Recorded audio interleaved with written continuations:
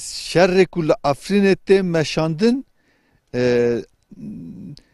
hezin nav devleti zilhez taybet Rusya ve Amerikacı tenakudat-ı xoye ku hene pırskireki xoye hene لسر کردان پیش دخینن یعنی کردان دخه مجاره شر ناو هر دو هزان اساس ترکان جی دخن مجاره شر ناو وان هر دو هزین زل هز امریکا روسیا دخوازه به ارش لسر افرینه Türkiye ji NATO ji Amerika ji devleti Avrupa dur bixine bikşine aliye xwe ji bo wî jî Kurdan pêşkeş dike.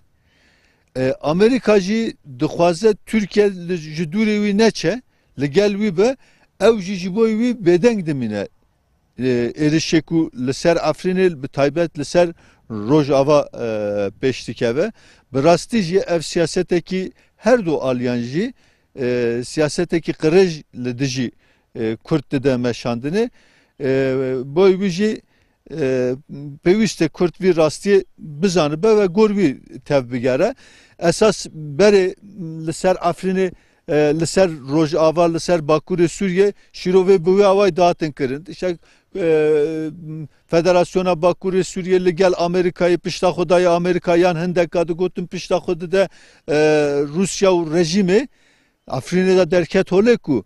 evî hêzî ne pişta xwe daye rejimê û Rusya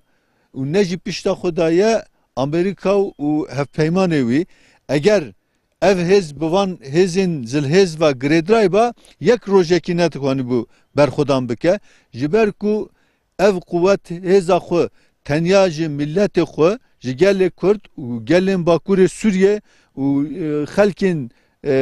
dilovanê Kurd dostên Kurdên cîhanê piştevaniyê xwe ji wan digire ji bo wî dikarin